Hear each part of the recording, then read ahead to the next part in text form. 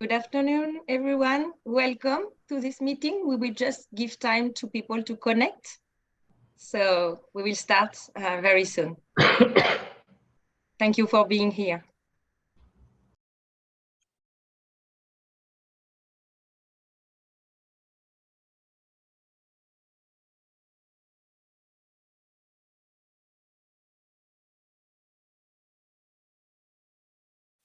Welcome, everyone. Welcome to this first meeting of the MicroPitch 22-23. We will just give a few minutes to people to connect and we will start very soon.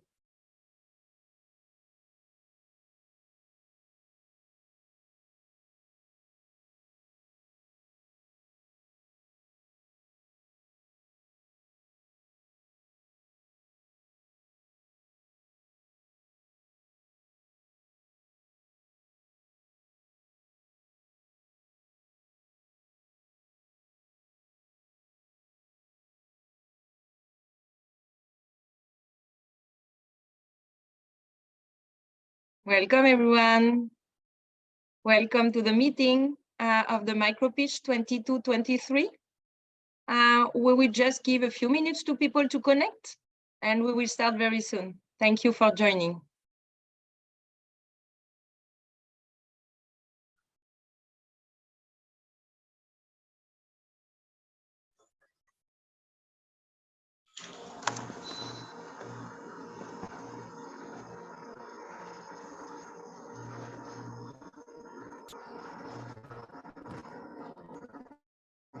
Welcome, everyone. Let's start now. So welcome, good afternoon. We are very happy to have you with us today for this first training of the Sustainable Entrepreneurship Training Series of the MicroPitch CARICOM 22-23. Welcome. MicroPitch is a business plan competition which is combined with business support training for Caribbean entrepreneurs. And MicroPitch 22-23 is the fourth edition of the MicroPitch, and for the first time is for the full Caribbean region. So MicroPitch this year will focus on sustainable businesses, creating a positive impact on people and planet. MicroPitch for the CARICOM region and countries 22-23 is organized by the European Investment Bank, Frankfurt School of Finance and Management, and the Caribbean Climate Innovation Center. So I'm Lucie Charrier, and I work for the Frankfurt School team and the European Investment team.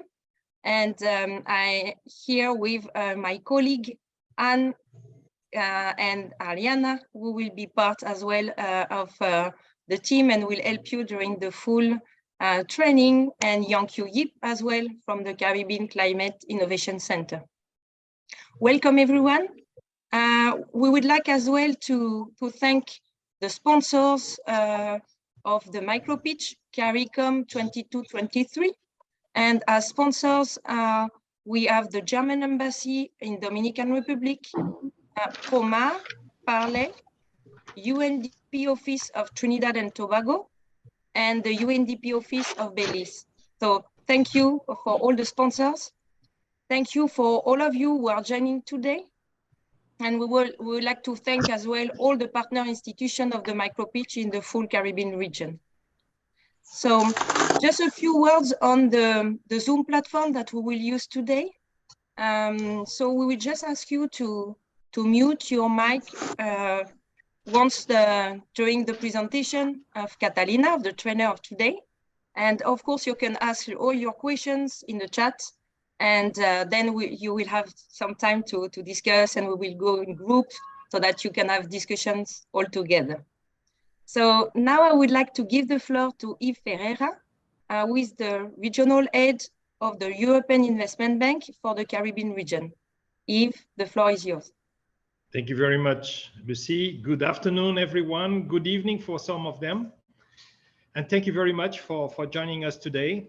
As Lucie mentioned, MicroPitch is a platform for entrepreneurs that combines business plan contests with the training series, and it seeks to promote micro and small enterprises in the Caribbean. At the same time, it focuses on entrepreneurship and capacity building of entrepreneurs. In this sense, the MicroPitch is definitely an initiative aligned with the United Nations Sustainable Development Goals. It was born in 2019 in the Dominican Republic. And it's an initiative of the Technical Assistance Program for the financial sector in the Caribbean, promoted by the European Investment Bank and managed by Frankfurt School of Finance and Management. The target of this program is really to turn and to promote responsible financial inclusion of the population of the Caribbean, especially women and youth. And of course, stimulate entrepreneurship in the region and at the end, contribute to job creation. A second edition of the MicroPitch was organized in 2021 for the Dominican Republic, and it focused on business plans or solutions to adapt businesses in the times of COVID-19 pandemic. Also, the same year in 2021, we had the third edition of the MicroPitch, which was held for CARICOM countries, being the first edition in English.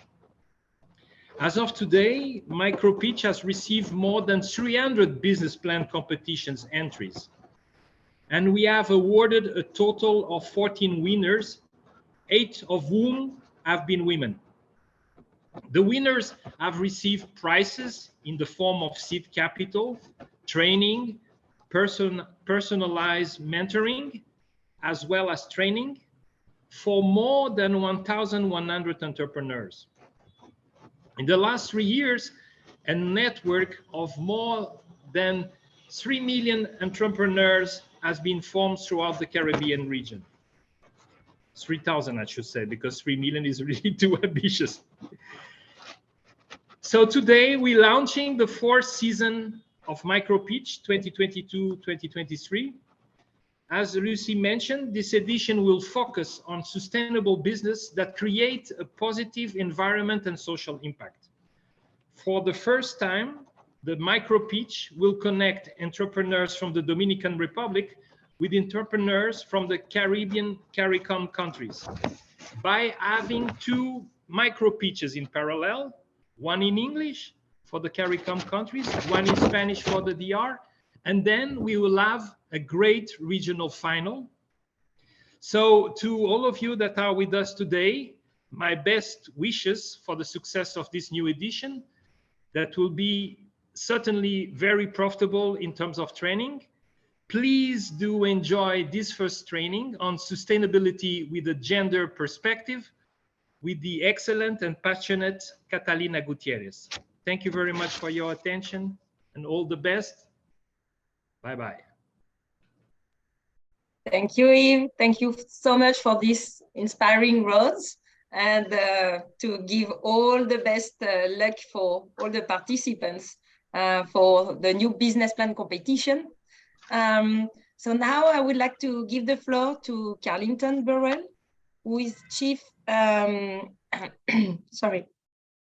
who is the director for the Caribbean Climate Innovation Center, and to give a few opening words. Carlington, the floor is yours. Thank you so much, Lucy. And thank you so much for having us. Good afternoon, everyone. Thank you so much for joining this session. Of course, it's all about sustainability. And so the Caribbean Climate Innovation Center is absolutely proud to be working with the MicroPitch team, to roll out this edition of the MicroPitch to, help the entrepreneurs with their business, their development, their growth across different sectors. And so we really like to welcome one and all. I'm sure you'll enjoy and find this session most valuable to your respective entities, and that you continue to grow from strength to strength. It's a pleasure working with the team. I really want to welcome the entrepreneurs again to this session, but not this one, just this one, but the other 2 sessions that is also on the calendar for 2023. Thank you all and welcome once more. Thank you, Carlington. Thanks a lot for these words. Yes. And now we would like to know you better. because you know the team now, the organization team of the MicroPitch, and a few people that will talk at the end as well. But we would like to know you now, to know.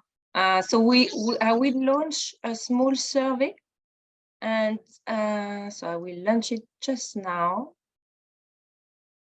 Let me know if you can see it. You can write it in the chat. Yes.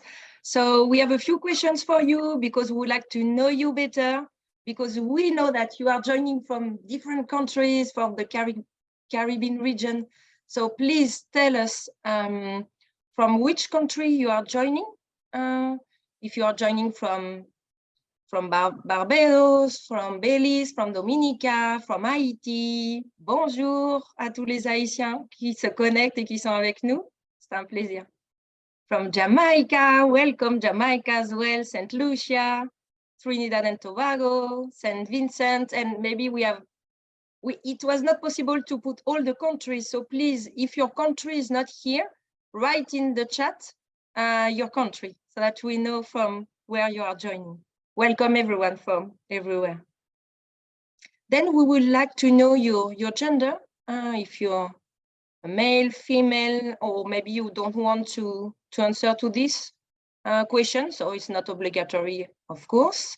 What is your age as well? We would like to know if you're young, if you're very young, if you're still young. So just I see in the chat female and young, very good.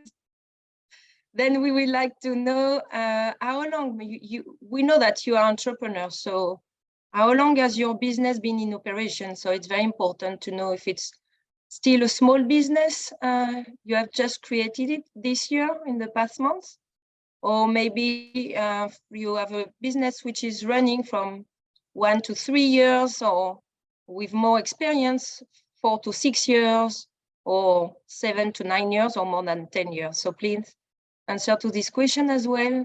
And as well, we would like to know in which sector you are working. So we know that, for example, tourism is very important for the Caribbean region.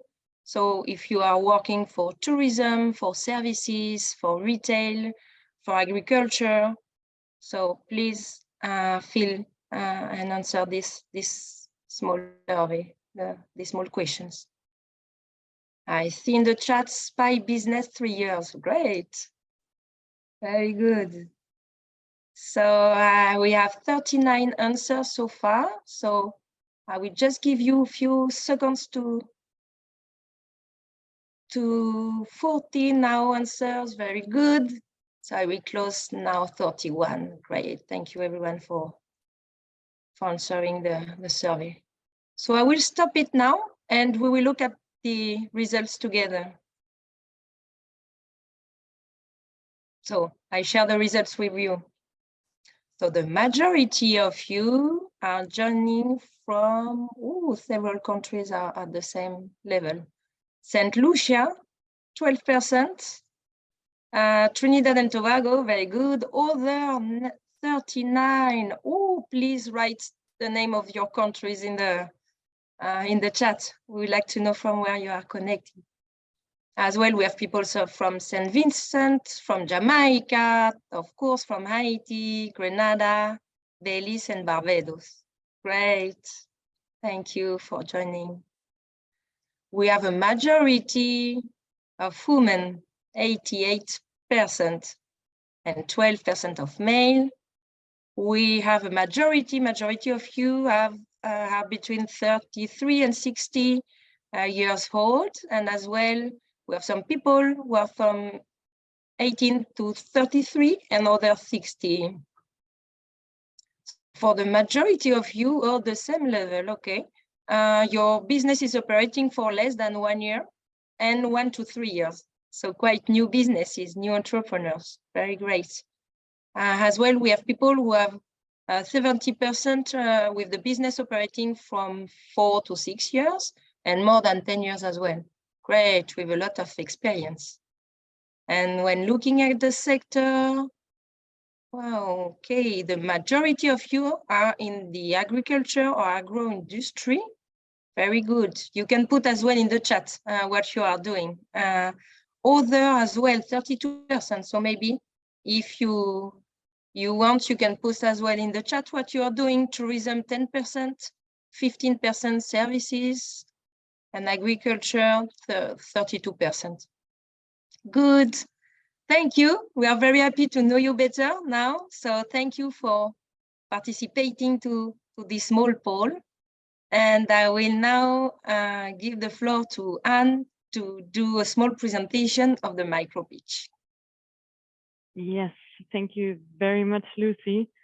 And also from my side, a warm welcome to this launch of the MicroPitch Sustainable Entrepreneurship Training Series. It's so great to see where you are all connecting from, to see the different countries, the different entrepreneurial sectors that you're working in. I already saw some chocolate business and I really got hungry. So it's so great to see all of you here. And again, warm welcome. The European Investment Bank Frankfurt School and the Caribbean Climate Innovation Center are very happy to launch this edition of the MicroPitch.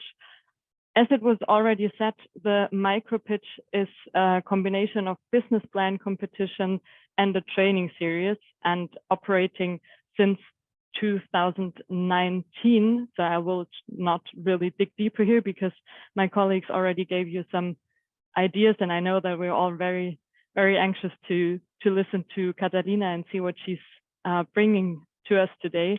So I will try to keep this very brief. Nevertheless, I think it's super important, and we're very proud to say that this is already the 4th edition of the MicroPitch, and it will be bigger than ever because it will be one integrated event covering the entire region. And that means we will have 2 parallel business plan competitions, one of them being in English for countries of CARICOM, and there will be one regional final. So the winner of the CARICOM MicroPitch business plan competition will compete against the winner of the Spanish edition, and we will have one regional MicroPitch winner. And we all hope that this year's MicroPitch edition is with you in applying to the business plan competition. But again, you are already part of this edition by being here today. So thanks again for being here and sharing some time in your afternoon or your evening with us. As you know, we're here today to learn a bit more of sustainability with a gender perspective, and we're super happy to count with Catalina Gutierrez that we will get to know a bit better later. And we also have a special guest, Ricardo Rampaul, who will also be introduced a bit later, but here you already can see him, and we're very excited to hear what he has to share with us today.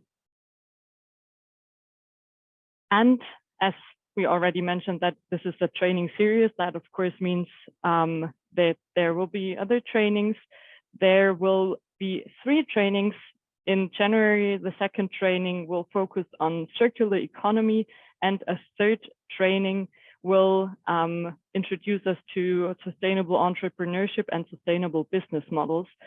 So check it out already, mark it in your calendars. We're very happy to see you there as well, because, and here comes maybe an important date for all of you, by attending to all 3 sessions, you're eligible and you will receive a certificate of attendance to the Sustainable Business Training Series.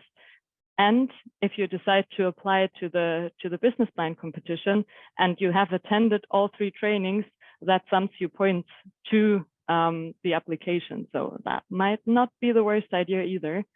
So we very much and very kindly invite you to also attend January's training sessions that we're preparing for you.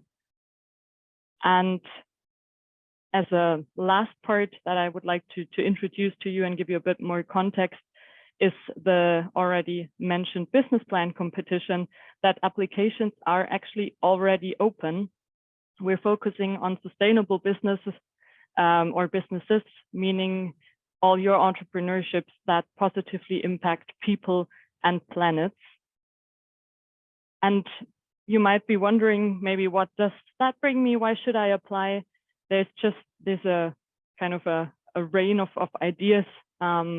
It definitely brings you visibility, and it's a huge networking opportunity. We're partnering with many interesting and important institutions, but also among yourselves, networking with entrepreneurs.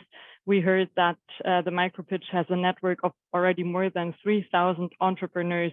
So you can meet your peers. You also get to speak in public. You get to pitch your business, so you improve that. You can attract new customers, find partners, find funders. So it's definitely a very good idea to apply to the MicroPitch. And I think this is maybe at least not less important and not less interesting. There are attractive prizes waiting for you. So you can win as a MicroPitch winner. Seed capital is waiting for you. We're also preparing mentorships for you, for the winners. And the regional MicroPitch winner will be traveling to Guatemala and will attend the annual conference of the Caribbean and Central American Microfinance Network, where you can present your business in front of, and they are talking about already more than 1,000 people being there. So it seems to be a very big thing, and you can present your business there. So definitely check it out, apply to the MicroPitch. To do so, you have to go to the MicroPitch Caribbean website, en.micropitchcaribbean.com, the section register now, and then there you can find an application form that you just have to fill in, and that is your application. So as I'm saying, applications are now open, and we highly encourage and invite you to apply, but maybe not right now, because now I want to hand back to my colleagues, and we're going to have an interesting training in front of us tonight. Thank you very much. I'm very excited that all of you are here and to hear more about sustainability with a gender perspective. Thank you, Annie. Thanks a lot for the presentation. And we are waiting all of you to apply for the business plan competition. So now I would like to introduce Catalina Gutierrez. Thank you, Catalina, for being with us. Catalina is president of PROLIDER and has over 25 years of work experience in gender equality, female empowerment, and sustainability. And so we know that this training will be very exciting and very interesting. So Catalina, the floor is yours. Thank you, everyone. I'm so happy to see all my friends from the Caribbean. And I see that you are from different countries. I'm sharing at this moment my presentation. I don't know if you can see it. Hopefully it's in the floor, right? Can you see my presentation? Excellent. So as we said before, this presentation is divided into 3 parts. The first one, we'll talk about some general concepts of sustainability and gender. It's important that together we go through this adventure, but having the basic concepts very much in place and in order for them to be very clear. Then we're going to talk about intersectionality with an emphasis on disability, and we're going to have a special guest, which is Ricardo Rampo, that you can see on screen. Then we're going to talk about some statistics that give us context for our countries in the Caribbean and Latin America. And also part 2, where I'm going to describe some tools that you can use in order to analyze your business ventures with genderless. And then the most important session of all is the group sessions, where you're going to answer some questions and you're going to apply everything that you learned together, which is pretty powerful. So let's start. I really want to meet you and know more about you. And the best way to do so is to learn from you which are the entrepreneurs that you admire the most. And the only thing you have to do is go to menti.com, and there you can insert the code 28079395 and put all the entrepreneurs that are most admired by you. And I want to open the floor just 2 minutes or 1 minute for anyone. that would like to say out loud an entrepreneur that they admire? Is there anyone over there that would like to talk about someone that they really admire? Anyone over there? My friends from St. Kitts and Nevis, from, I can see Trinidad Tobago, Turks and Caicos, from Haiti, where they're doing delicious chocolate. Anyone over there that wants to talk about their favorite entrepreneur? I can't see anyone, so I'm going to start to call names. From Jamaica, Lini Rodney, who has an apiculture and hive and value-added products. Are you there, Lini? Can you hear me? And Odessa from Guyana, are you there? Well, it seems, yeah, hi, how are you? It's a pleasure to meet you. Welcome to this workshop. Tell me, who do you admire? Well, at the moment, I do not have any favorite entrepreneur, but I am looking at quite a few, mostly North Americans, to more or less study their business strategies. But I don't have a favorite at the moment. Okay, that's fair. It's good to know. I mean, if you at the moment you don't admire one, maybe throughout these courses you'll get to know some business practices and you'll get to admire some of them. We can see Rihanna and Coco Chanel, and this is good. It's good to know a bit more about you. You can still, we're going to continue with our course. Oh, there's a lot. Nicole Campbell, oof.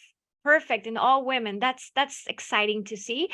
Okay, so we'll have this and we'll send it to MicroPitch in order for them to know a bit more about you through the entrepreneurs that you love. Okay, so now we're going to talk about my favorite topic, which is sustainability. And this is a concept that began with more or less an environmental perspective.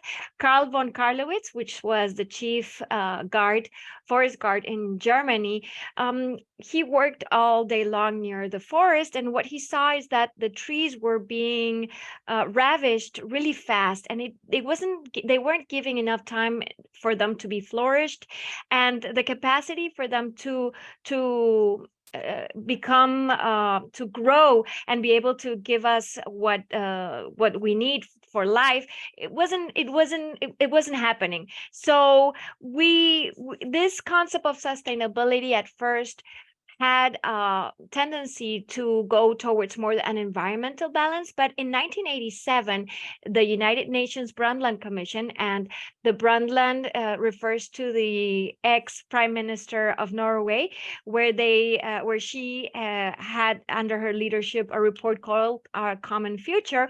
And in this report, this definition that all of you know and might have heard, which is called meeting the needs of the present without compromising the needs of the future generations, first appear. And it was the first time where sustainable development and sustainability started to have a more social balance perspective. And as you can see in this slide, you can watch that sustainability refers to three important pillars, which is the economic balance, the environmental balance, and the social balance. And when we talk about the economic balance, we talk about the resources that we produce, the management, the productivity, our relationship with clients. With social balance, some aspects which are important is the quality that we have in our culture, work-life balance, our relationship with the community. And in environmental balance, it's important to take into consideration waste management, recycling, energy use. You can analyze this depending on the type of business that you have, but definitely sustainability through a business perspective means having a new work mystic, a new way of working and looking at your business through fostering symbiotic relationships. And what do I mean by symbiotic relationships? These are win-win situations. For example, in the animal world, if you look at the elephants and they have little birds on top of them, well, the birds eat some insects that are on top of the elephants. The elephants are happy because they don't get bitten, and the birds are happy as well because they consume all the protein. So this is a win-win situation, and this is the type of relationship that we should have towards economic, environmental, and social balance. And how do you analyze this within your company? Well, you have to take into consideration your material topics, the aspects that are most important regarding these three areas, and very importantly, take into consideration the information that you receive from all your stakeholders in this participatory process where you analyze the sustainability throughout your value chain, taking into account, obviously, the possible risks that could come if you do not take the action upon this.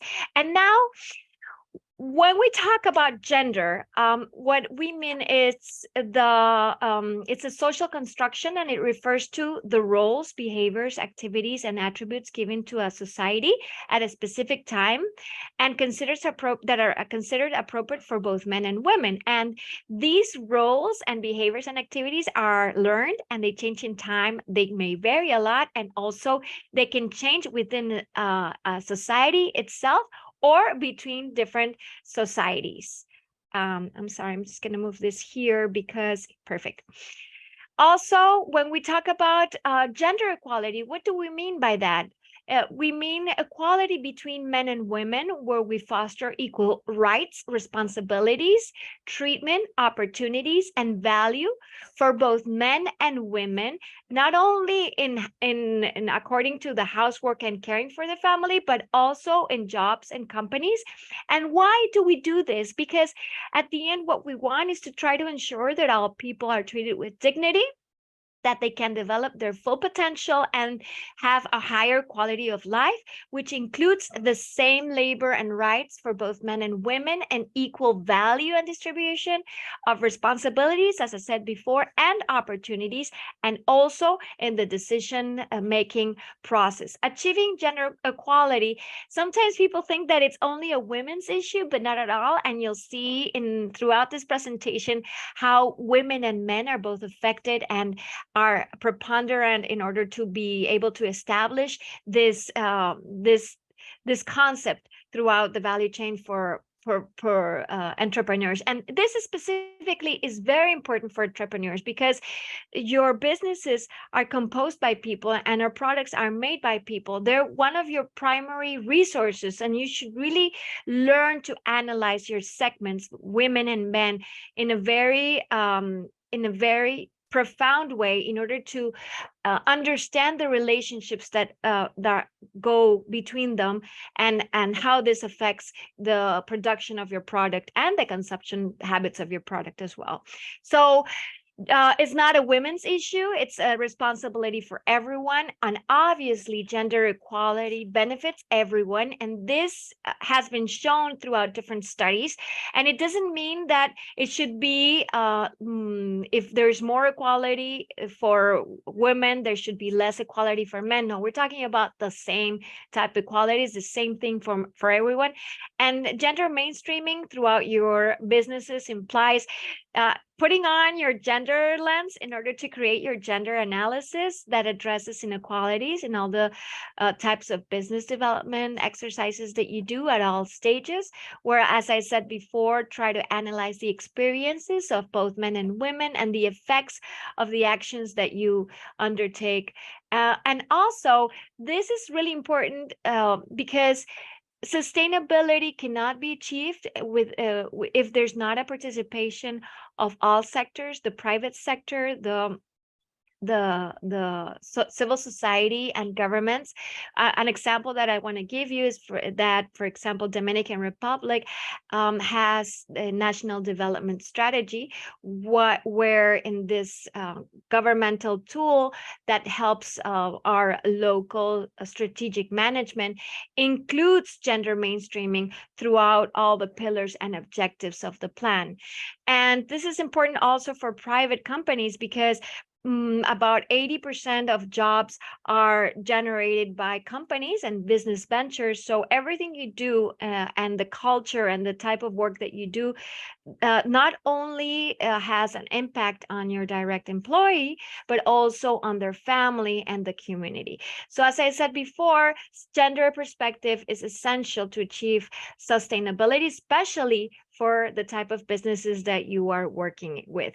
And for this, you have to empower both men and women, but especially if there are any type of gaps, empower women in order to be able to achieve equality. So definitely it's a collective action to create change.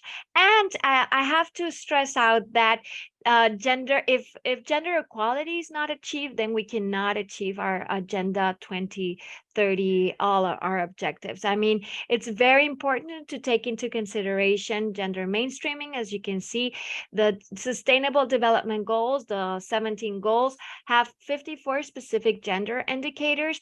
But if you analyze and make comparisons between different types of SDGs, you can see that it's all interconnected, and gender perspective is across them all. So you'll see in the next slide, but I wanted to say that some institutions, some countries have constitutional provisions on gender equality that prohibit discrimination against women, and laws mandating a quota and guaranteeing equal rights to confer citizenship, which are key elements to have equal rights. But there's still many gaps, and at the current rate, it will take 286 years to secure overreaching legal frameworks. And despite some laws, which you'll see in the next slide, to prevent violence against women, at the current rate, it will take at least 21 years for these laws to take place. So I wanted to stress that out of 195 countries, in 143 countries, there is legislation that promotes equality in the Magna Charta, which are the constitutions. But still, because of stereotypes and gender norms, there's not an equal space for everyone to achieve their maximum capacity. And one of the aspects that you can see this as an example is the gender wage gap. And according to the IADB Bank in Latin America, it's approximately 18%. That is that men and women perform the same work, but have a different paycheck. Even though, as I said before, there are laws and policies, there's gender-based stereotypes, which we're going to analyze throughout the presentation, and social norms that prevent gender equality. And what is the socialization box? Well, it's a process by which we learn to feel and behave as women and men according to their norms and the beliefs that each culture dictates for each sex. And it's a learning process of roles. And as you can see in the picture, it also dictates by everything that is around us, what we should wear, the colors we should like, the toys that we should play with. And it's a way in which we learn to internalize social norms, cultures, and beliefs, and it's all around us. Gender roles often determine traditional responsibilities assigned to men and women, boys and girls. And that I'd like to state some examples of this. For example, women have a reproductive role. Then this role should be gathered in the domestic space and mostly takes care of unpaid work. And what do I mean by unpaid work? It's like washing and cooking and cleaning, and also a role which is a task assigned to them is the care of people, and this means that they should have a subordinate role. On contrast, men have a more productive role in the public space, where they have more remunerated work because they are the breadwinners of the family, and this conveys power and responsibility. And obviously, to achieve that, they need to be authoritative and have a dominant attitude. Gender stereotypes definitely are harmful when it limits the ability of men and women to pursue their full personal careers and make decisions about their lives. And as you can see in this slide, there are some male stereotypes that they're emotionally stable, that they have a tendency to dominate, that they're not very effective, that they're always brave. And in contrast, women are emotionally unstable. I don't know if you heard, but a lot of people say, that woman is crazy. You don't say that man is crazy. You sometimes say that woman is crazy, and that they're passive and they're frivolous. They tend to be submissive and have fear and are dependent and weak. And I want to show you an example of even the most advanced countries in the world have these different gender bias. Can you hear it?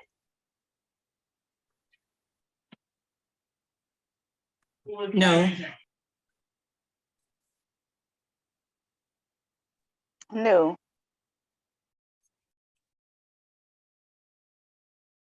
We cannot hear the sound, Catalina.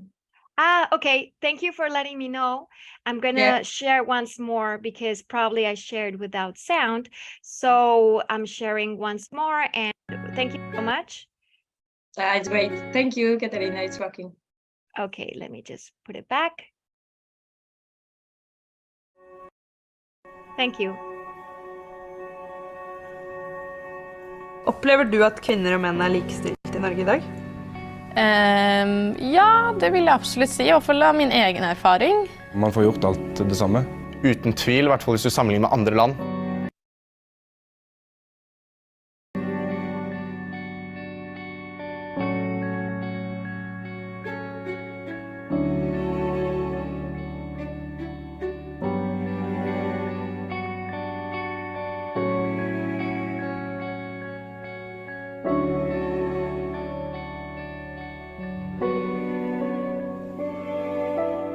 Jeg lurte om du først kunne beskrive den personen du leste om i fortellingen der inne. Kanskje litt egoist. Litt kald. Ikke sånn en ideell mamma da. Kan jo fort tenke at den er en bitch sånn sett i den settinga. Han virket genuint opptatt av det han drev med. Jeg synes han virket hardtarbeidende og kompromissløs. Han elsket det han drev med. Typisk leder, kanskje. Tror du det ville svart annerledes hvis det var en mann? Nei, det tror jeg ikke. Nei, ikke nødvendigvis. Nei, jeg tror ikke det.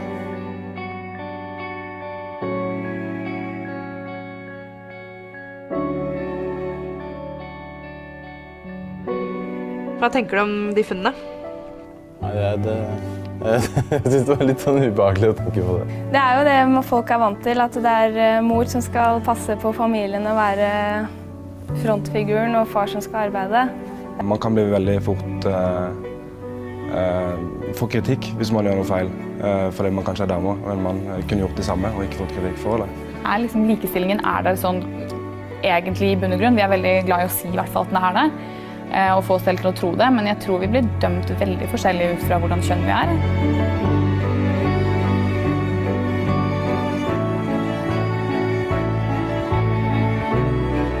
Well, incredible, right? It was amazing. I just couldn't believe it. This country also has one of the most progressive norms, but still, as you see, the most legal norms. But gender stereotypes sometimes are, as you can see in this video, do not permit to have this society to be totally equal. And concerning gender perspective, the Harvard Business Review made a study, and here you can see how male and female entrepreneurs are described by venture capitalists. And you can see that, for example, the male entrepreneur described as young and promising, but the female entrepreneur is described as young and inexperienced. And you see this throughout all the comments, the differences. Also, this same study shows how managers use more positive words to describe men in performance, and you could see how it kind of like it's a vision of what the boys said, that she's frivolous and arrogant and irresponsible. How, I mean, it's different, the way that the negative, the way that they use to describe women. So it's amazing to see in these studies the differences of how women entrepreneurs and men entrepreneurs are perceived. And you could also see that in common sayings that go through from generation to generation, where men do not cry, boy will be boys, the woman is the tick of a man. I mean, it's amazing. And Gina Davis, who is an actress, has an institute where she analyzes gender and communication, and of 127 political roles, found that only 12 belong to women. And as you know, 70% of the world's research positions are led by men. 80% of research leadership positions in tech industry are also led by men. And as you can see here, the picture of the leaders of the COP27, most of the leaders were men. And in artificial intelligence also is affected.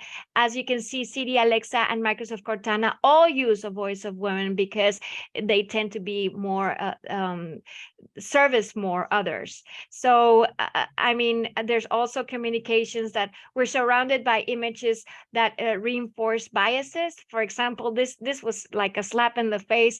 For Happy Women's Day, look like a girl, act like a lady, think like a man, and work like a boss. I mean, that is the worst thing you can say to a woman. So I wanted to show you this. This afternoon, we're going to draw people doing different jobs. And the first job we're going to draw is a firefighter. Have a think in your head what a firefighter looks like. What's your firefighter called? Mine's called Firefighter Gary. Firefighter Stan. Firefighter Simon. He's big and strong. He's got a big helmet on. That's brilliant, isn't it? Next, we're going to draw a surgeon. Have you thought of a name for your surgeon? Jim Bob. Jim Bob. He's a brain surgeon. I think he would wear a stethoscope. He gives you medicine. That's his ambulance. OK, next, we're going to draw a fighter pilot. This is his jet plane. He rescues people. He likes to do stunts in the air and stuff. OK, now, who would like to meet these people for real? Yeah!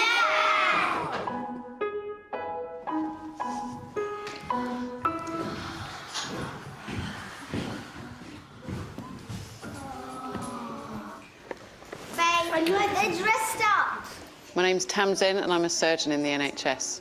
My name's Lauren, and I'm a pilot in the Royal Air Force. My name's Lucy. I'm a firefighter in the London Fire Brigade. So who wants to know how to do an operation? Who's putting it on? Try my stethoscope. We put this in here. What does it look like? There you go. Now you're a proper fighter pilot. So into your ears. Can you hear that? Yeah. It's really good. So as you can see, it's amazing how kids have this idea and how these gender norms and stereotypes are passed through generation, and they are a picture of our cultures. And if we tell a 4-year-old a story of a very intelligent person up to 4-year-old, they think it's of the same gender. But as you could see in this video, from age 6 and on, they tend to choose a boy. And there was this very interesting study from UNDP where it tackles social norms and how, in a way, they do not promote gender equality. And one highlight of the study was that 50% of men and women who were interviewed believe that men are better political leaders, and 40% of them believe that men were better corporate leaders. So it's amazing how to see that these differences are stuck in our head. And ECLAC, which is a United Nations agency, talks about how to promote, how societies that have and promote gender equality would look like. And they said that they would be healthier, more cohesive, happier, more efficient, more resilient, more robust, and democratic.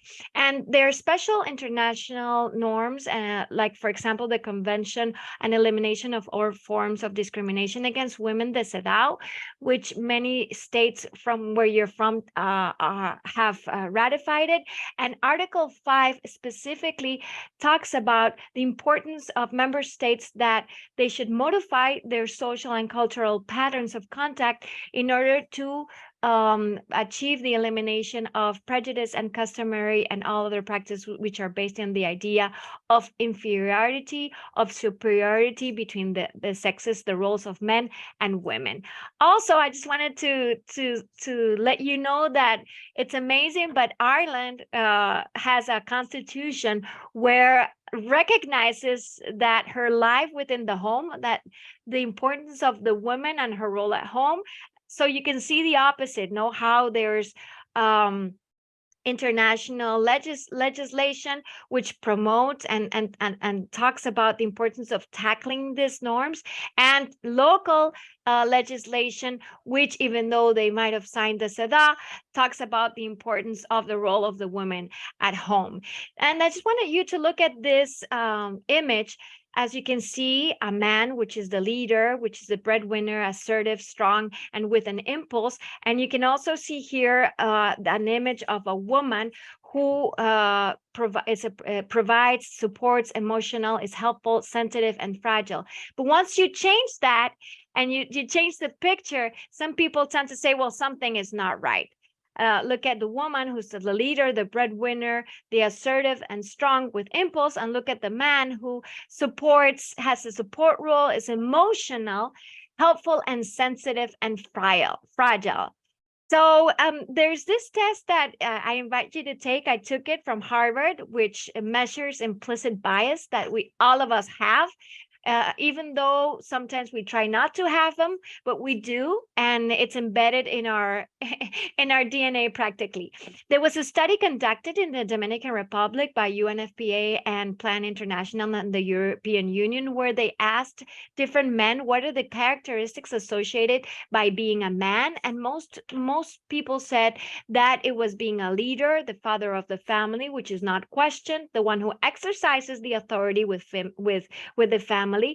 And this leads to a fighter and courageous masculine identity that definitely ends up fostering a distrustful hardening that leads up to suspicion of intimacy and a rejection of the emotional. Melvin, who is 19 years old, was asked, how do you feel at work? And he says, I don't feel well. I wouldn't say I like it, but I'm forced to, because he's expected from the society to be the breadwinner and maintain his family.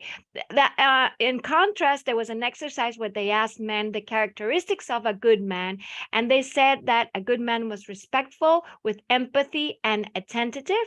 And it's amazing to see the difference between what a man is and what a good man is. They should be the same. But at the end, from this exercise, they saw that it was different. So definitely there are 1,000 ways to be a man. All men are different, but traditional roles reinforce the stereotypes, and the stereotypes lead to roles. The roles determine social norms, and they discriminate and become societies which are more inequitable. Man is to be a leader that is not being questioned, as you saw in the first slide. So the norm is that we should limit the questioning and the criticism, and the man will, in a way, vets the emotions and has problems managing his emotions. How does this discriminate? Well, the couple cannot express their needs. The children can't communicate.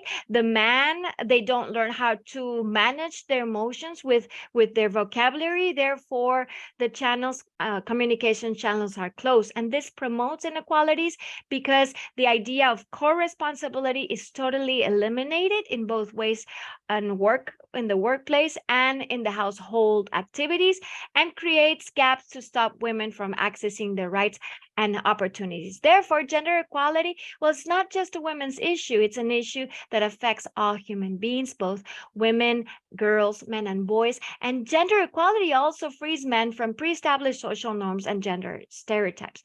The rate of suicide is much higher in men because of all these gender norms. Now we're about to introduce a very special person because he will talk to us about intersectionality with a focus on disabilities. And what do we mean by intersectionality? It was a concept that was established by Kimberly Crenshaw in 1989.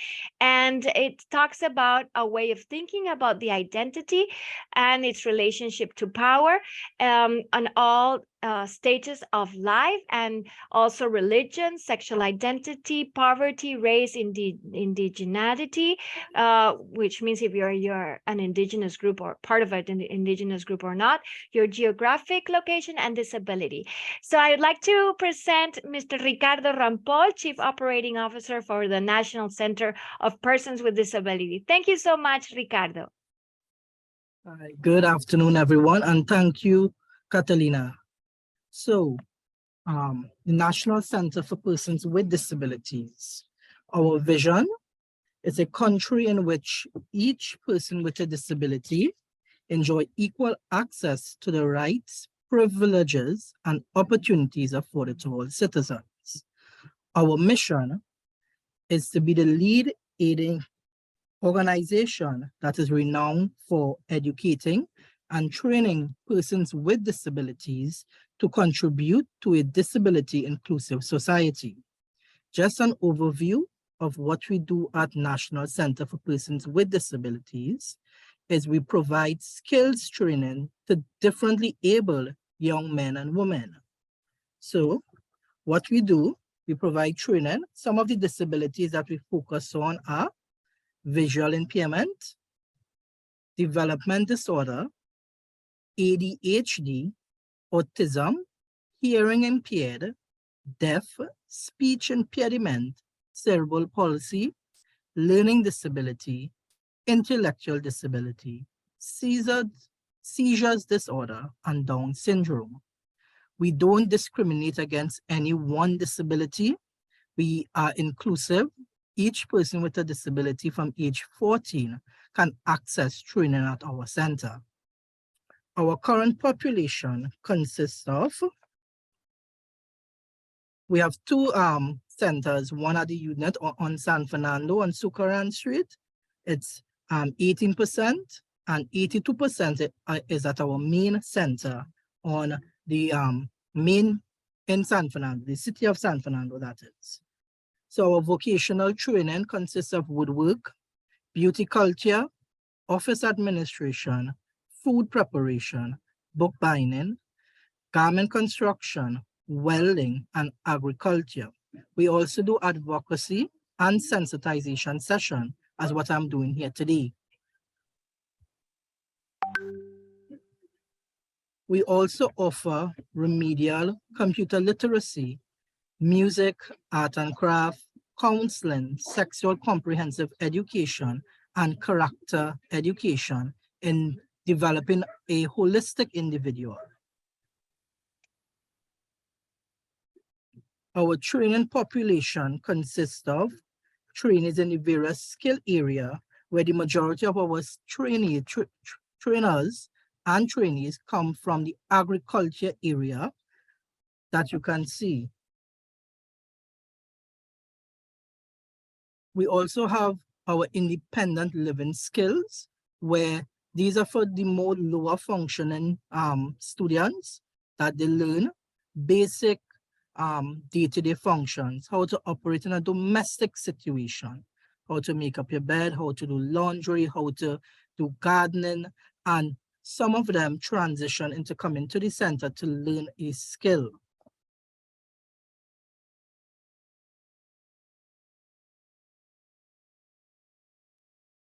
So a pre-vocational aspect of the program is designed for clients who have the potential to advance to the vocational skill and they need to build on their competency level to enter into the program, to be able to function properly and to be certified at the end.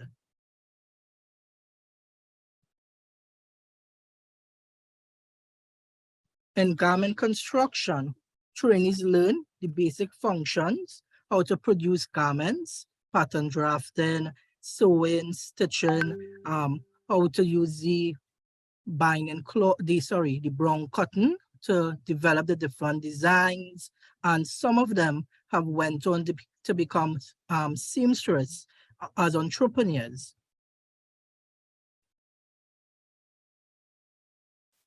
Food preparation, this skill area is very, very high in demand, where trainees learn how to cook.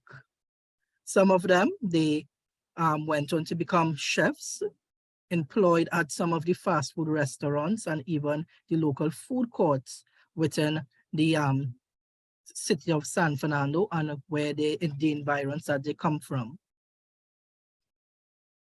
Office administration, trainees learn the basic functions, how to operate and to work in an office environment. And some of them went on to becoming clerical assistants, working at businesses or the woodwork division. This one is very, very, very important to our development and training at the center. Trainees learn the basic functions of the different type of materials that is available to make furniture. They learn the basic functions, how to repair and refurbish furniture.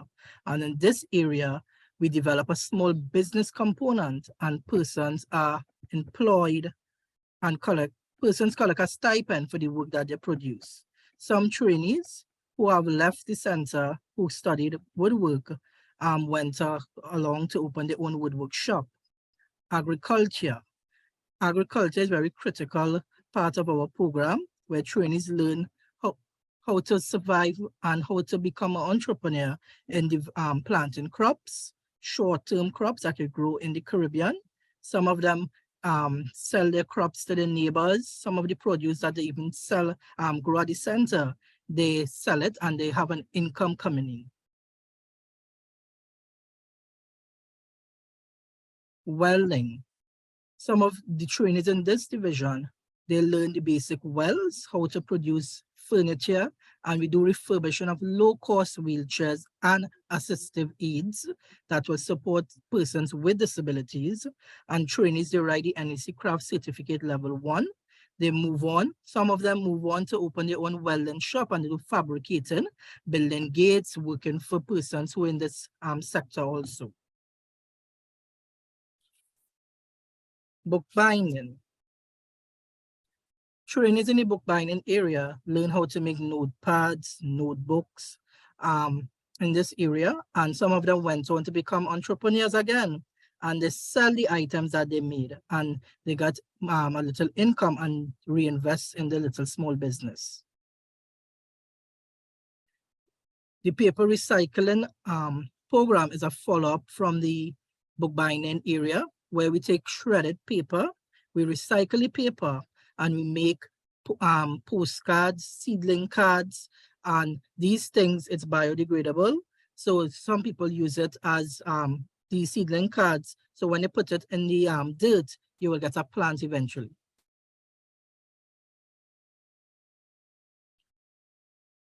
Beauty culture. Trainees, they learn the basic manicure, pedicure, facial, how to attend to a customer in this skill area. And some of them have moved on to opening their own salon, and they have income coming in.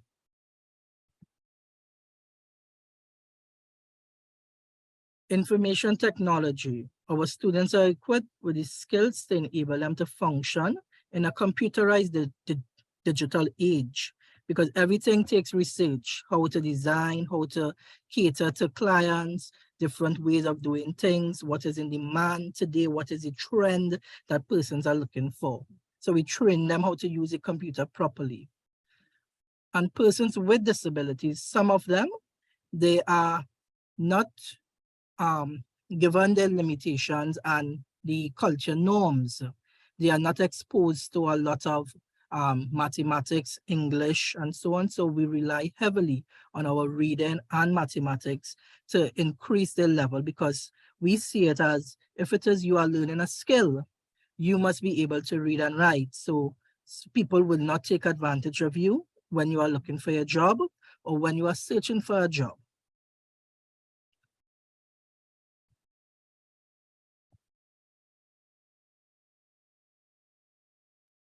Art and craft.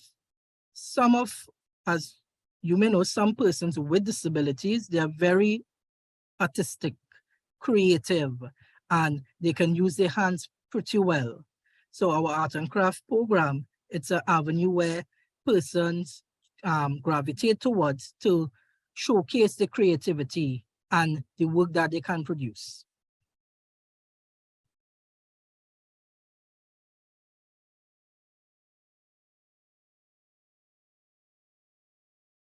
So music. This music program starts off as a form of therapy to persons with behavioral challenges and persons with varying disabilities. And from the music program stem off a NCPD music band that we go about for any in-house programs. The band performs, and if it is that someone wants our services, they contact us, and we make arrangement to play at a small cost at the event. All right, the transition and pathway. So our program, it's a 2-year program to learn. After they graduate, they have the option to come back into our entrepreneurial program. In this program, what they do, we transition them into the world of work, because they are here with us, meaning NCPD, for a period of 2 years or even longer. So some of them, they get really comfortable because they gravitate towards us as being the friend, the big brother, somebody that they can rely on to share their stories. And sometimes they feel very sheltered. So now this program is a transition them into the labor market, get them ready for the real work, a world of work, supporting them in any way we can, developing the employability skills, teaching them how the work ethic that is required to manage a job, and how to communicate within an organization. What is NIS, what is the minimum wage, all of these things that we teach them about. We also teach them for the ones who really interested in becoming an entrepreneur, because not everyone will want to become an entrepreneur. Some people are comfortable working for themselves or working for someone else. We teach them, we work with these persons individually and teach them how to take this business venture and this idea and to make it profitable. The skill that is required to become an entrepreneur. Also, anywhere you work, there are challenges. And we are no different. And persons with disabilities, their society looks at them as if they cannot do anything. They look at them as if they have to be cast aside or be hidden away and not to be shown to the members of the public. But that is slowly changing. Persons with disabilities, they are the forefront. They are here and they are part of society, and we just have to accept that. So the barriers that we face are knowledge. Employers lack the knowledge about persons with disabilities. The place is not accessible. Communication with persons with disabilities, especially deaf persons. Not everyone will want to learn sign language and how to communicate with persons who are deaf, because persons who are deaf, they have their own culture and the way they communicate. Also, we may refer to persons not by a person with a disability, or we might refer to them as the local slang, like a deaf and dumb person, or someone who is who blind, and this time the person is visually impaired. So we use the wrong language at times to refer to someone, and you wouldn't like somebody to refer to you as that. So some of the key stakeholders that we partner with and employ persons with disabilities, and I must say, at NCPD, we don't discriminate against gender. We don't discriminate against anyone. Our whole program is very inclusive. We have women in the welding department, and we know that welding, woodwork, and agriculture, they are male-dominant fields. And we have women or young ladies, I like to refer to them as, studying these skills. So once you're interested in the program, come on board. We won't discriminate, and sometimes the young ladies, they perform better than the young men in terms of learning the skill, acquiring the skill, and moving on to become productive members of society. So in Trinidad, we have the National Policy for Persons with Disabilities. The legislation measure equal opportunity and promotion and equal pay for persons with disabilities in the labor market, implementation of systems and procedures to protect persons with disabilities from discrimination and sexual harassment, implementation of the measures to reduce discrimination in the workplace. Also, there are policies in place to protect women in the workplace. We focus heavily on sexual abuse, discrimination, exploitation, sexual harassment, equal opportunities for women, programs for them to develop their skills and competencies just as men, to level the playing field, ensure that the social services are there to provide and support women. Because in the starting off from the home, women are the backbone of the family. And yes, the male may go out and work and be the breadwinner, but it's a woman who holds the family together emotionally. And even women who has disabilities, there are policies in place to protect women. So NCPD, we ensure that trainees receive equal opportunities of the program. As I said before, beauty culture, welding, agriculture, we don't stereotype, we don't discriminate against persons who express interest in a particular skill. Because beauty culture, for example, we had male students study beauty culture and they came out excellent barbers. We also collaborate with stakeholders to ensure that we implement projects and climate smart gardens, our hydroponics program and grow box, and all of these programs, it were inclusive, meaning men, women, girls and boys were involved. We also collaborate with Maxi Taxis Association at a national level to do up a recommendation for them how to develop and how to improve the infrastructure for persons with disabilities in the public transport. So simple things as repainting the zebra crossing at a different color, installing strobe lights so people will know exactly what's going on, or it will trigger some kind of change in the environment. Placing signage in Braille that the Maxi Taxis is over there, installing an elevator system if it is have to use a lengthy staircase to go up to get their transportation. Wheelchair ramps is also very important for persons who uses a wheelchair to access the services. So thank you very much. Any questions? And thanks to Catalina and the team for giving me this opportunity to present to you this afternoon. Ricardo, thank you so much for such a wonderful presentation. If you could see all the comments in the chat, they're so interested in everything that you're doing. There's a phone number over there to see if they can transfer this knowledge to other places throughout the Caribbean. So congratulations, Ricardo. Big hooray for this wonderful presentation. Well, we have 15 more minutes before we go to the group discussions. So I will skip some of my slides. Catalina? Yes? Sorry, would you like me to, I see a lot of person asking, can you share my contact with them or? Oh, sure, of course. Perfect. if you'd like to put it in the chat, you can directly okay. share.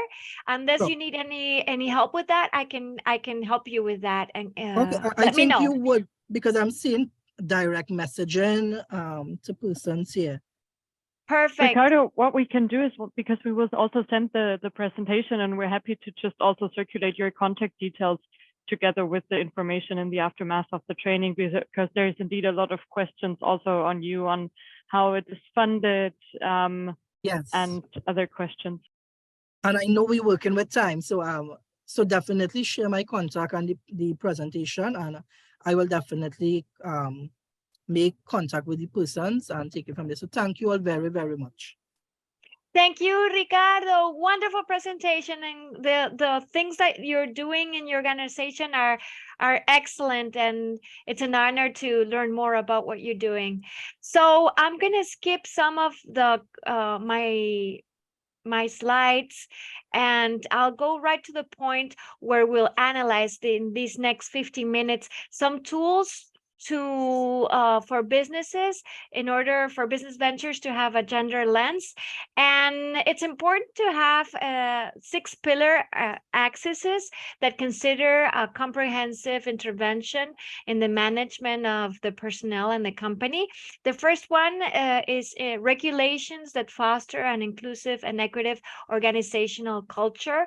Equity, the second one, equity in personnel management, training and for equality, training for equality and with equality, gender sensitive communication and marketing, importance, as you can see in my next slides, of life-work balance, zero tolerance for all forms of violence against women in the workplace and against men in the workplace. And some items which are essential at the workplace to take into consideration is health, safety, and hygiene, professional development, equal pay, maternity and paternity leave, support for fathers and mothers as caregivers.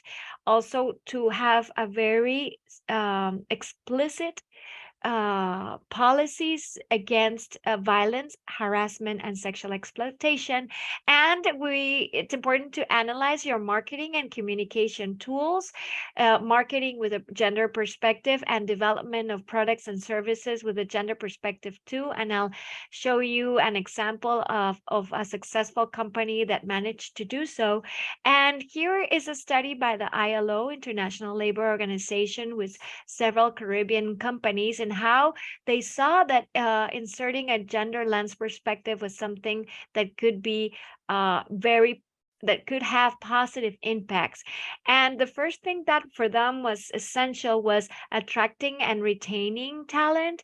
The company reputation also was seen as a very important asset, creativity and innovation and openness. And this is very important because once you have this gender lens, you tend to focus on your most immediate stakeholders, which are men and women inside your company and outside your company. They could be your clients, and they could be also be your human resources. So it's important to take into consideration inserting the gender lens in your company in order to be able to understand these relationships between men and women.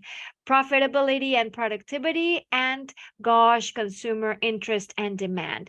Obviously, as I said before, it attracts different types of employees, especially millennials and the Generation Z. The costs of staff turnover are reduced.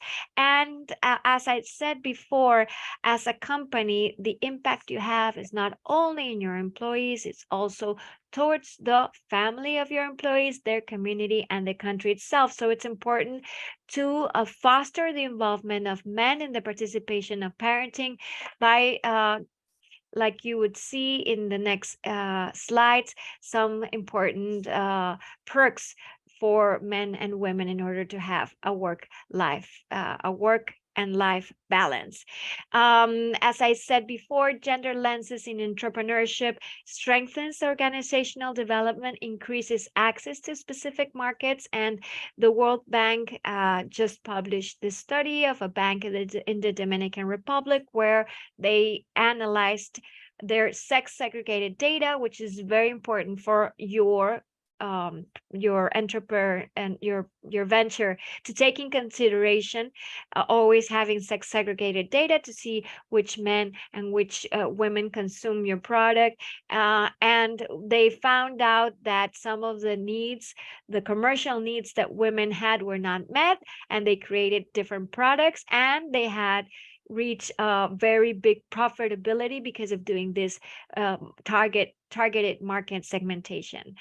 Also, once you start creating the process of inserting gender lens in your business, it's very important that there's a high commitment from the highest level of the enterprise. Most small enterprises have one owner. So it's very important that you yourself is convinced that this is something that is going to work out. And once you have you become bigger, this will permeate throughout all your culture and your value chain. But once you have this high commitment, then you can do a self-diagnosis to see where you are.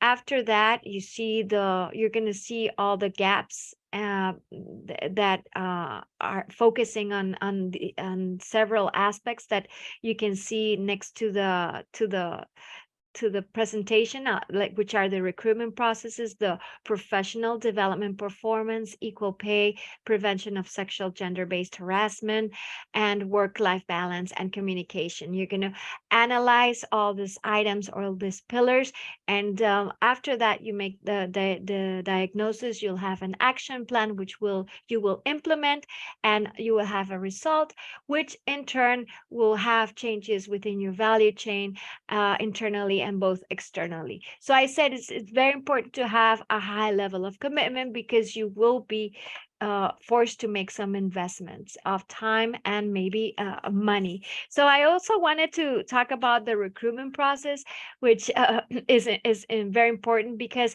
gender bias, as you can see in this hiring job description, which was posted in social media, is present. The gender biases in all aspects of the recruitment and promotional life cycle, and gendered language and imaginary in job advertisements can influence potential applicants, and unconscious and conscious bias and gendered stereotyping influence shortlistings, interviews, hiring, salary, and promotion decisions, as well as talent identification and performance and development discussions and program opportunities. So as you can see in this job description, it says at the end, it gives all the requirements that the candidate can have, but it says at the end, it's a receptionist, so female candidates are preferred. So also, I'd like to talk about the professional development, where definitely, as you can see, on 2021, Harvard Business School surveyed more than 150 female executives in a wide range of businesses around the globe, and found a strong agreement that gender bias and structural disadvantages are impeding women's success. And this goes from just the recruitment processes to the employment retention. And these executives saw especially an uneven playing field when it comes to compensation and promotion as well, with 9 out of 10 agreeing that women are at least somewhat disadvantaged in those processes. So the reasons for the glass ceiling definitely are the pre-established gender roles. And as you see here, according to a latest report by UN Women, the glass ceiling remains intact. Close to 1 in every 3 managers and supervisors is women at the current pace. The parity will not be achieved for 140 years. There's also a tool which once you get the slides, you can access this tool, where there's an equal pay diagnostic tool, which was created by UN Women. And as you know, well, pay is one of the key factors affecting motivation and relationships at work, and ultimately will contributing to the commercial success you may have, because people always value to be rewarded fairly. And this equal pay diagnostic tool compares sex segregated data and also the terms of reference and each of the actions that are there and how they differ between men and women. It's completely free. We don't have time because we only have 6 more minutes, and I just want to go through all these slides. The prevention of sexual and gender-based harassment in the workplace. There's different types of forms of sexual harassment, and it's very important that in your corporate culture that you have continuous training and support and sensibilization throughout all the processes that you follow, where there's a culture based on respect and dignity. And it's very important for you to have a strict policy and a written policy with procedures where there's protection against victims and also where there's no retaliation against complaints. And as I said before, it is very important to collect data to segregate it by sex in order for you to compare if there are differences of this occurring for both men and women. So those are some steps that you should take in order to have this as one of the pillars. When we talk about work-life balance with core responsibility, what we mean is that your company should guarantee and the democratization of care tasks and incorporate actions under the notion that parenthood, as well as tasks typical of the family life, such as caring for cohabitants with special needs and caring for the elderly, has to be done by the possibility by all women and men. And one aspect of that I wanted to highlight is that there's no postnatal leave for fathers in many countries in the Caribbean, as you can see, Antigua and Barbuda, Barbados, Belize, Cuba, Guyana, Haiti, Honduras, Jamaica, St. Kitts and Nevis, St. Lucia, and St. Vincent, Grenadines, and Trinidad Tobago. And one of the top priorities, according to LinkedIn, that most candidates look for when they're searching for a new job is the work-life balance. And when we talk about work-life balance, we don't only talk about flexible work arrangements. According to the IE Business School, we talk about the flexibility, but also social benefits and also family support and mobility measures. So talking about your communications, I'd like to stress that I want you to look at these advertisements, which definitely focus on gender stereotypes, and they don't reveal a very favorable outlook for these companies. And some of them understood that and made some changes, as you'll see in the next slide. But it's important now that you're starting your own business to the way you communicate internally and externally to try to be gender sensitive. And as I said before, Budweiser made that change because they noticed that there was a very negative perception of the brand because of these ads, and they changed "she found to be married to 2 men," and they changed to "she found she has it all." So it's important to take into consideration this gender perspective in your marketing and your communication tools. I want to give you this link to the Women's Empowerment Principles with the Gender Gap Analysis tool. It's only 18 questions. It's free, and you can do it online. And Women's Empowerment Principles are composed of 7 principles, and it's important for you. I think it's interesting. Maybe you can take it. You can spend some time and analyze it, and the link, you'll receive it shortly. And also there's another very interesting tool by UNDP, which is the Gender Seal, and they analyze the value chain of the companies by the following topics. So right now we are in time. We're going to have 20 minutes to break out to our rooms and answer the following questions. What are the challenges in integrating a gender perspective in the business. And if you would like to implement a gender approach in your business tomorrow, what actions would you take? Which changes would you implement? And what decisions would you take? So, and the floor is all yours, and we can divide ourselves into groups. Once you finish answering these questions, I hope one of you will go back, and we have 5 minutes of presentations of each group in order for you to describe what you discussed. I think it's really nice for us to have a space where we can talk, meet, and discuss these topics together. So thank you. Thank you, Catalina. Thanks a lot for this nice presentation.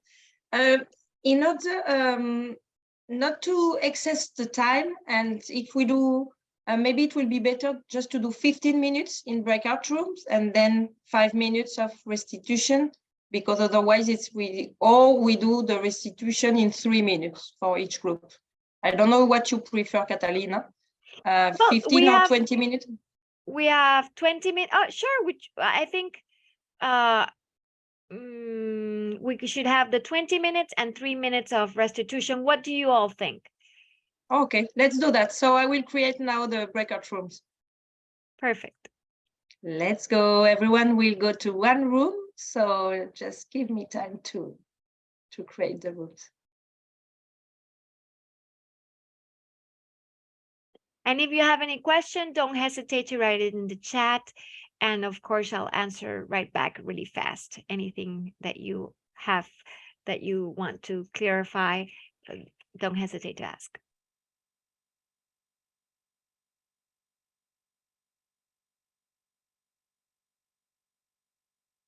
Good evening. I guess we will have the questions again or delivered into the groups. Yes. Yes. Great question. Yes, there'll be the facilitators, and Lucy and Yankee will be there, and they will project the questions in a special program where you will be able to see it and talk about it together.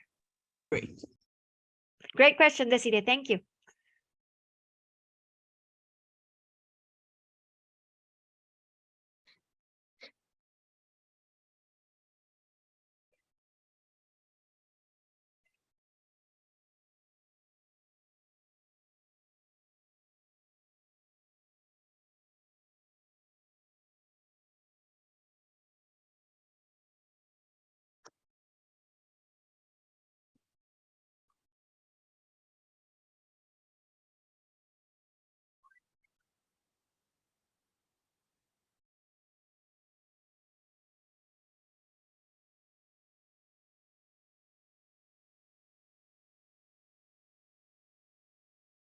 So you only have to hit join, or you will be taken automatically to the breakout rooms. And it's really a fun exercise where you can meet your peers and discuss this theme. So everyone is coming back, and it's so exciting to see all the rich discussions when I went throughout the groups. And obviously, I wanted to highlight the wonderful work done by Anne, Yankee, and Lucy, and Christina facilitating the discussions. We have just a few minutes, and who will be the one that will present the results from group number 1? Anne. For our group, that was Camara. Are you there? A big round of applause for Camara. Woo! I was so excited listening to all your discussions. Hi. Good evening, everyone. Thank you, and I hope I can remember and I can see. My eyesight is not the best, but I'll try. Okay. All right, so on the question, what are the challenges in integrating a gender perspective in business? The main points that we came up with were there were many non-gender sensitive males and females, like men and women in the workplace, right? And so they lacked the sensitivity to each other's needs in terms of communication, cooperation, and all those other shuns, right? Then there was a need to overcome gender expectations as it relates to cultural and social influences, because as one of the team members indicated, that depending on the area that you're in, sometimes it's the women who are not taken seriously, and sometimes it's the men who are not taken seriously. For example, in maybe the art aspect or the art industry and stuff like that, right? Then you have to look at the type of business, the duration, and the niche of operations to determine what type of issues that you're going to have in terms of the challenges with the gender roles. Then we have women. We as women, our voices are not taken seriously. We're off, even though we might have the same skill set, more experience, same experience, education background, and all of that. We're still not valued as much, and our input is not valued as much. So that's something that needs to work on. And then, you know, our emotions, unfortunately, are miscommunicated and misconstrued. So things like being passionate are often mistaken for being bitchy, and there's a breakdown in communication and stuff like that. And then, of course, there's always a salary discrimination, and there's the lack of legislative and administrative framework that does not support gender equality. Try not to be too long. Okay, for the next question, if you would like to, if you would like to implement a gender approach in your business tomorrow, what actions would you take, change, or implement? What decisions would you make? And we said we have gender equality in terms of managerial and even lower level administration positions. Internal procedures with a gender lens must encompass respect, inclusivity, and empathy.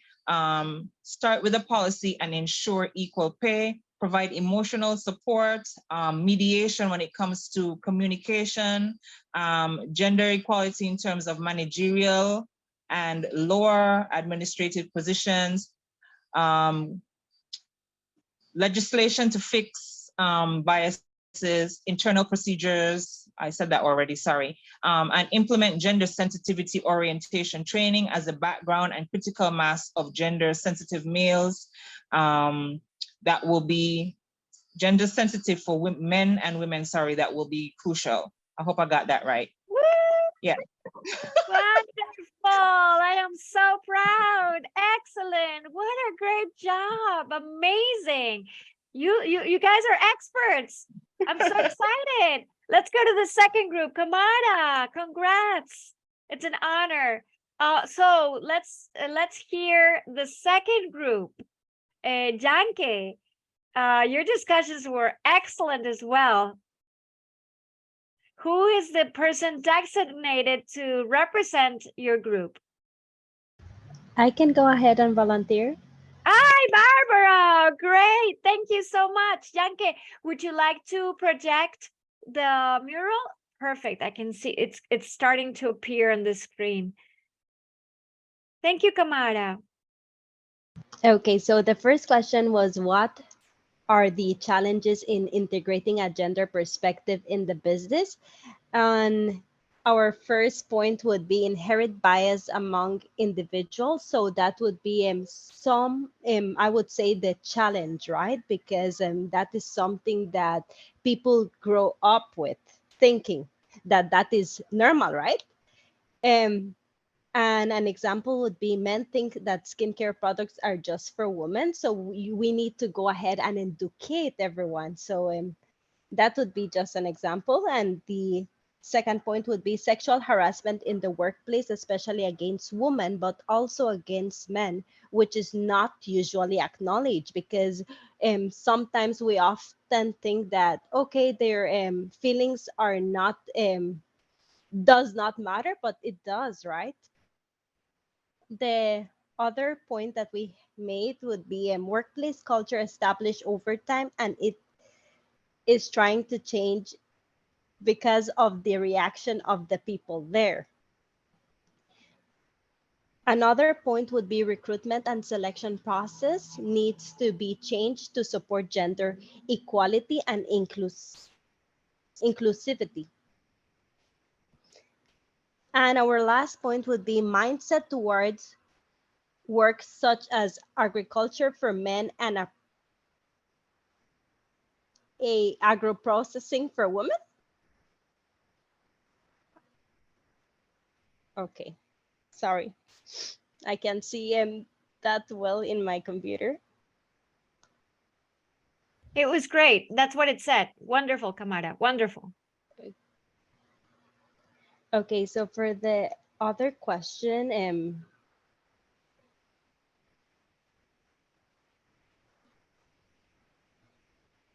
we would have to zoom out. If you would like to implement a gender approach in your business tomorrow, what actions would you take? Which challenges would you implement, and what decision would you take?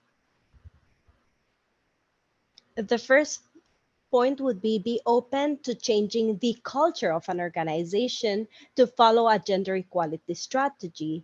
For instance, we have this example, even the acronym that even represent that culture that you're going to go ahead and share with your company, then it should even be geared towards gender equality.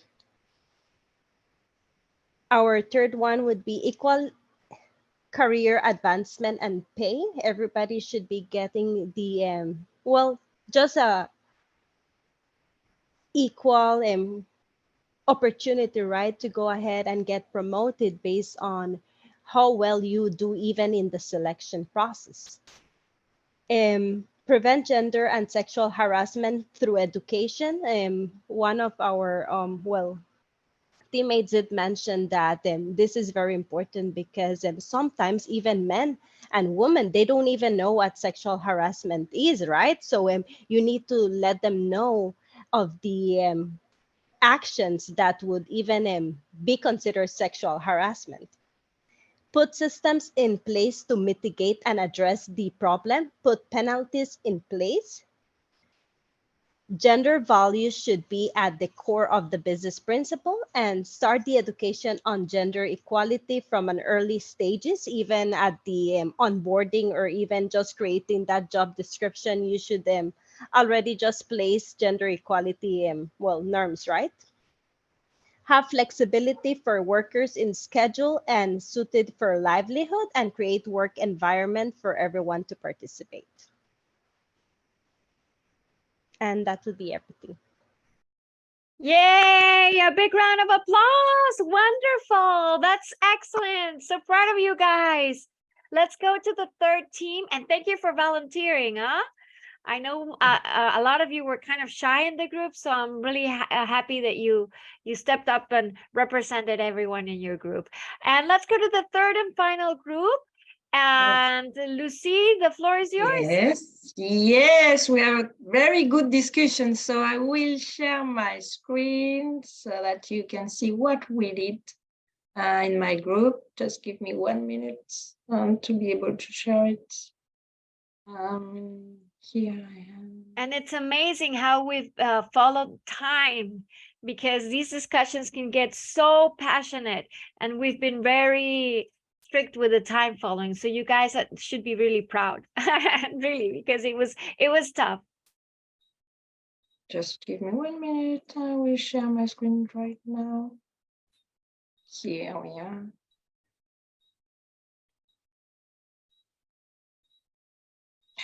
We have a speaker as well for the group. Yes, we do. It's me, Bradley. Hey, Bradley. Right. Hey, everyone. Well, to answer our first question, what are the challenges that we had to integrate a gender perspective in the business? we realize that first and foremost, the main problem that we'll have is going to be a cultural problem, where, especially in the Caribbean, we have a culture where male and female gender roles are really fixed. So we would really have to address that up front to try to get a paradigm shift within the organization that we're trying to implement the change in. The second thing that we looked at is that we have to be able to get it top down, bottom up. So we have to have the leaders buying in, because again, based on the discussions that we had, we realized that most of the organizations are male-led, male-dominated with a minority female. We will have to change that mindset, because there may be males who may not want to give up that power role in terms of changing that shift and releasing some of the power that they may have in their organizations to allow other genders. And when we say other genders, we say male, female, non-binary, all those other things, because we have to factor in that those genders are now recognized and they will be in our organizations, and we have to include them. So therefore, there has to be that mindset and paradigm shift, which is going to be difficult from our Caribbean perspective because of the culture, the way we have been cultured and engendered already. So we got to change that. We got to do that because we have to change the public awareness in terms of these new roles, and we have to educate from the school level all the way up through the societal level, tertiary, up to and into the organization in order to get that change. If we start the education from early, by the time those young people become ready for the workforce, they already have a shift in mindset that is more accepting to the organizational norms. So once we start there, we can have an easier transition. We also realize that persons with disability, as again in the discussion, also have these challenges, and in order to be inclusive, we will want to include persons with disabilities, and we may have to then sensitize, because that's a double whammy for those persons, the gender issues that they may face on top of the disabilities. So we have to be more inclusive and more accepting. So that would ensure, or that would make us have to make a shift in terms of what the leaders do. So that would entail having a policy shift, and the policy shift has to be leader-led, organizational-led, whereby once you see the leaders engendering and selling that to the employee, then the employee is more prone to accept or to integrate it once they see that the leaders are out front pushing that agenda. Because it makes no sense asking the employee to do it and adjust when the leader is resistant to the change. So it has to be a leadership-led from the front approach in terms of that. And we have to also have a shift in public policy. So legislation may also be a challenge. Again, because of cultural norms or whatever else, we are slow to uptake changes at the policy level, legislation level, governmental level. So if we get a mindset shift, and it may have to be a person driven, where the person that's your politician, constituency, whatever else, who is going to be making those decisions at that level may have to get a nudge from the persons at the bottom. So if the organization comes out and helps to drive policy by the internal changes that we make, then that may help to alleviate that for that section. Now, when we move on to what we would have to do to implement our approach in terms of the business tomorrow, again, started with the policy. We have to start with the policy. We have to make sure we have a comprehensive, inclusive policy that looks at the holistic thing in terms of gender, the biases that we want to try to eliminate, and that policy has to be, again, leader-driven. The strategy has to be clearly written, clearly understood. The organizational norms, the mission statements, all those things have to encompass this new shift from what the old policy is, and it has to be reinforced through training, education, information available to employees, staff, customer, all that sort of stuff in terms of what our organization now stands for, what we accept, what we will not accept. There also has to be penalties for breaching those things. We may not want to say that you want to penalize people, because that's not always the end goal, but there has to be some penalty for breaches. So therefore, when you want to do that, you have to then say to, if we don't understand that we have to comply with what are the new norms for the organization, there's some penalty, then some people may not want to. You may find that some people may leave as a result, but then you find that other people will want to adjust. And then that gives us the opportunity after we implement to monitor and evaluate. So are our strategies working? What is the response? Is there resistance to it? What can we change? And once we do that, then we come back again, we tweak the policies, we tweak the implementation, and then we go on to always constantly educating and re-educating. Because if there are things that aren't working, or they're changing, and that is where feedback will come back to us, then we can educate on those things, have persons come in, assist us with the education, and we stretch it across the board, because it's always going to be ongoing education, because the things will change. Yes? And then the final holistic thing is that we will have public awareness. And public awareness can be caught up in our brand identity. We will then, if we want to shift, let the public see the new persona of the organization from within. So if we are selling that we are judging, we must show it.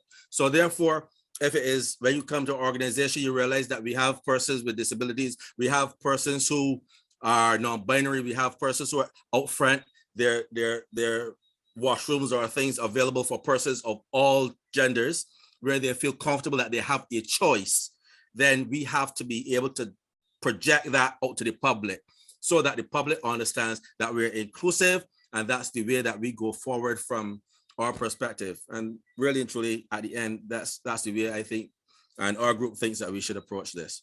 So wow, Bradley, thank you so much for such interesting points. And I love the way you summarized everything. It was great. Excellent presentation. Everyone is saying you should read the comments in the chat and be so proud. Thank you. All the groups were wonderful. I'd like to thank all our moderators, Lucy, Christine, and Janke and Ariana, for such a wonderful work at MicroPitch. And all of you, I wish you the best of the best.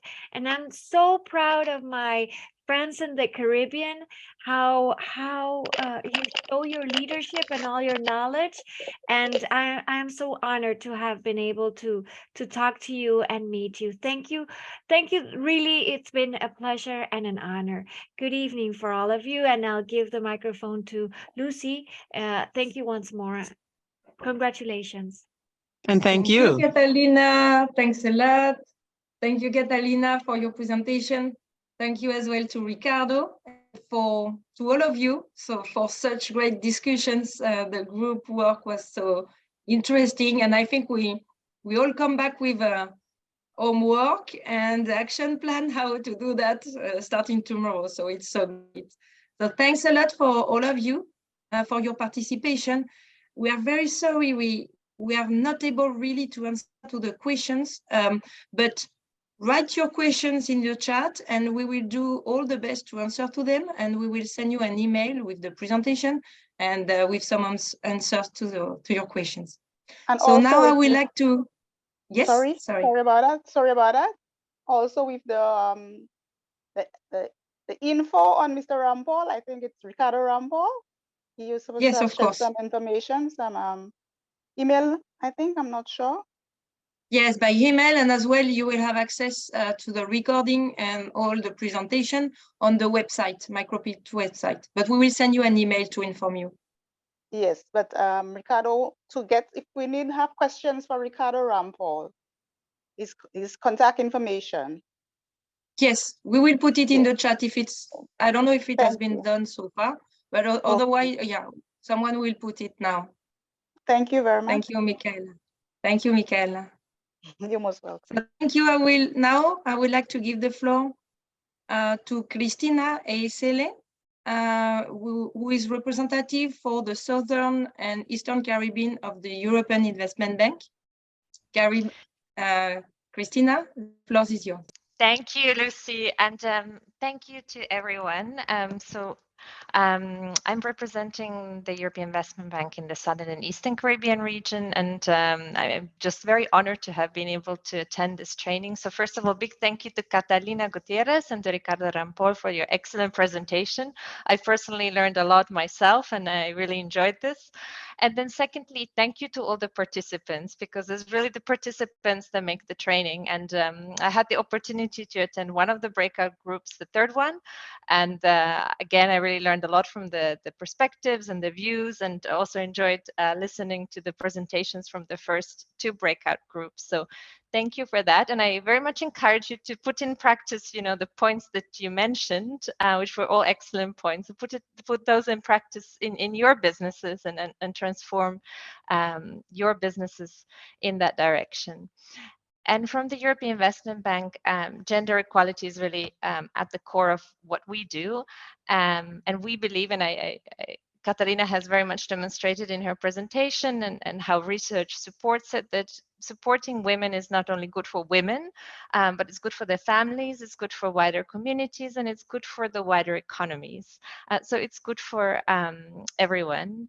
So we're very happy to have been able to offer this first training on this topic.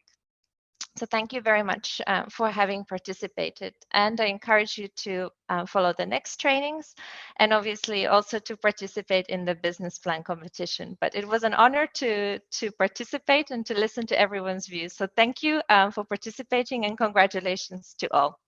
Look forward to seeing you in the next session. Thank you, Christina. Thanks a lot. So thank you. This training came to an end now. It was very great to be able to share ideas and everything with you.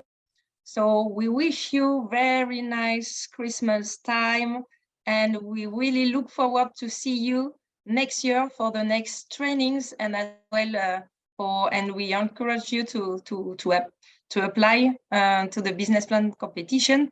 So you can see on the screen, if you can please just take 1 minute to answer the survey, to put your name, and so that we can prepare the certificate for you, and we can listen to your feedback. And we wish you Merry Christmas, and we see you in January. Thank you. Have a good evening. Thank you, everyone. Thank you. Merry Blessings, Christmas. everyone. Merry Christmas. Happy New Year. Bye, everyone. Not seeing the link in the chat to click. Is it the link that says also at Caribbean?